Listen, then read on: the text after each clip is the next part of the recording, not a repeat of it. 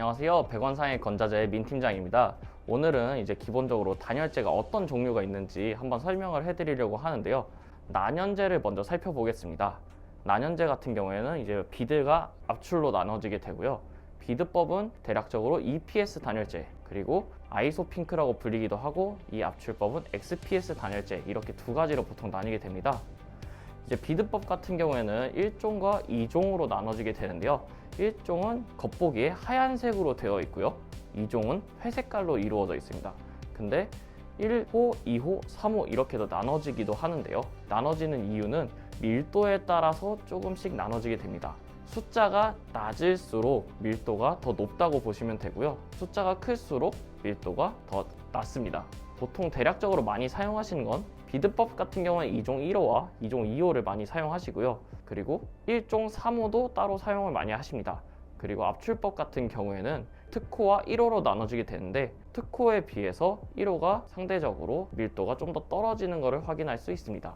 아이소 핑크라고 불리기도 하는데요. 이게 핑크색을 띠고 있기 때문에 보통 이제 길을 가시다가도 많이 볼 수 있고요. 그리고 난연재는 아니지만 일반 경질 우레탄 보드, 흔히 경질 우레탄 2종 2호, 2종 1호 뭐 이렇게 불리는 게 있는데요.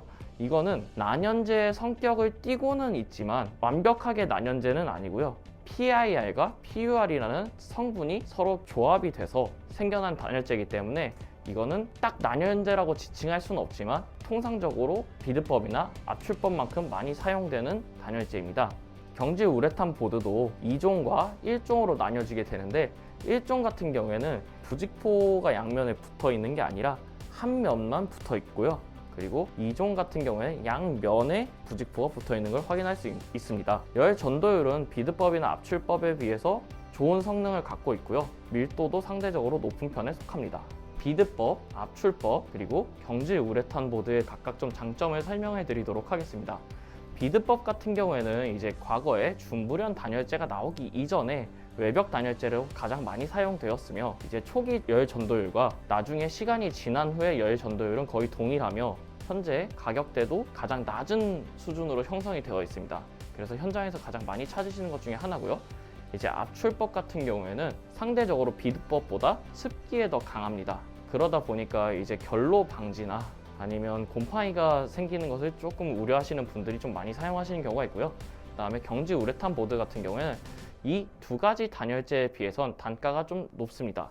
하지만 열 전도율이 좋고 그만큼 습도에도 강하기 때문에 좀 더 보온에 좀 특화되어 있기 때문에 실제적으로 건축주분들께서 경질 우레탄 보드를 사용하시는 경우도 많습니다. 난연 단열재 같은 경우에는 어디에 많이 쓰이냐? 비드와 압출법 같은 경우에는 아파트 내단열로도 많이 사용됩니다. 그리고 이제 경질 우레탄 보드도 똑같이 내단열에도 많이 사용이 되긴 하지만 상대적으로 이제 기초 바닥이라 함은 1층에서 콘크리트가 올라가기 전에 바닥에 미리 단열재를 까므로써 밑에서 올라오는 찬 기운을 막아주는 효과를 주기 위해서 경질 우레탄 보드를 많이 깔곤 합니다. 네, 이번에는 중부련 단열재로 넘어가 보도록 하겠습니다. 중부련 단열재는 크게 두 가지로 중부련 PF 보드와 중부련 경질 우레탄 보드로 나눌 수 있는데요. 이 두 가지 단열재 전부 외벽에 시공을 많이 하십니다. 물론 내단열에 들어가시는 것도 문제가 없긴 하지만 내단열재로 사용되는 아까 말씀드린 난연 단열재나 일반 경질 우레탄 보드에 비해서 단가가 좀 높게 책정이 되어 있기 때문에 상대적으로 외벽에 많이 사용을 하십니다. PF 보드 같은 경우에 에너지 효율이 좋고 경질 우레탄 보드 같은 경우에는 습도에 강하기 때문에 취사 선택으로 어떤 걸 사용하시냐를 결정하실 수 있는데요. PF 보드와 경질 우레탄 보드 둘 다 열 전도율은 0.020으로서 동의를 하고 열 관료율을 맞출 때도 서로 같은 두께로 호환이 가능하기 때문에 상황에 따라서 어떤 걸 사용하실지 결정하시는 경우가 많습니다. 최근에는 심재 중부련 단열재로 이제 바뀌게 되면서 내단열로 사용되는 PF 보드 경질 우레탄 보드와 외단열로 사용되는 PF 보드 경질 우레탄 보드가 나눠지게 됩니다. 따라서 이제 외단열로 사용하는 게 또 내단열에 사용되는 것보다는 단가가 좀 더 높고요. 하지만 두 개 다 열 전도율은 0.020으로 동일하다는 거.